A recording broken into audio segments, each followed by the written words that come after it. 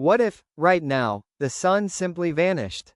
No explosion, no warning, no supernova, just gone. The sky wouldn't go dark instantly, because sunlight takes time to reach us. About 8 minutes. For 8 full minutes, Earth would look completely normal.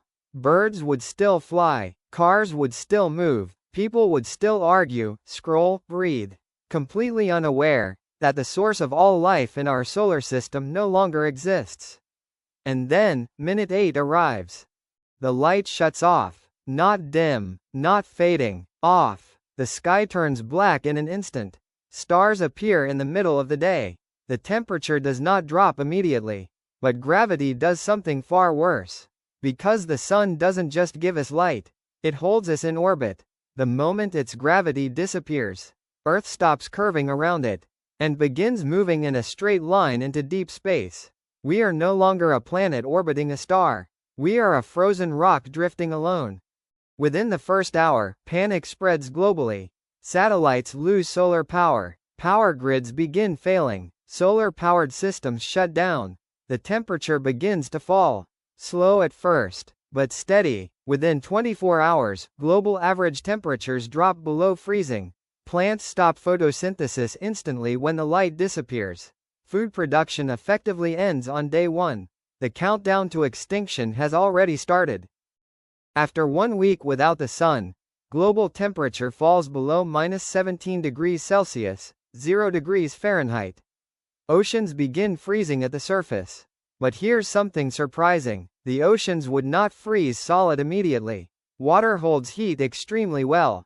Beneath the surface, liquid water would remain for months.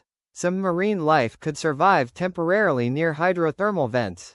Life would retreat underground, into caves, into submarines, into geothermal facilities, but it would only delay the inevitable. After 1 year, surface temperature drops near -73 degrees Celsius, -100 degrees Fahrenheit. The oceans are covered by thick layers of ice. Only deep ocean pockets remain liquid. Most plant life is gone. Most animals are gone. Human civilization collapses long before this point. Only small groups survive underground, using geothermal or nuclear energy.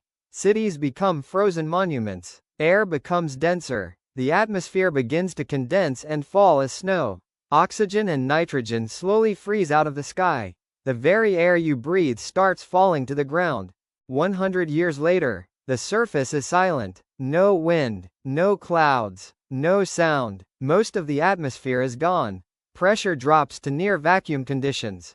Any human structures above ground have shattered from extreme cold.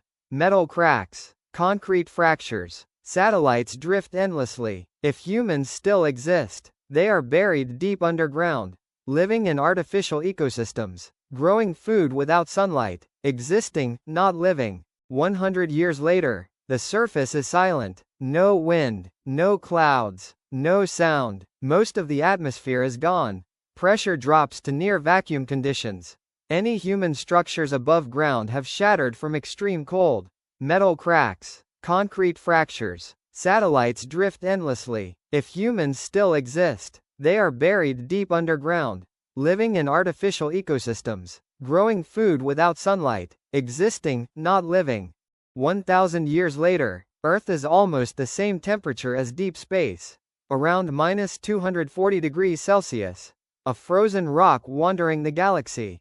The core still glows faintly inside, but the surface is dead. No oceans, no forests, no cities, no sky. If humanity survived at all, it survives beneath kilometers of rock, in artificial light, telling stories about a sun that once rose every morning, a star that gave life, and then disappeared. Earth becomes a silent relic, a monument to how fragile life truly is, drifting forever in cosmic darkness.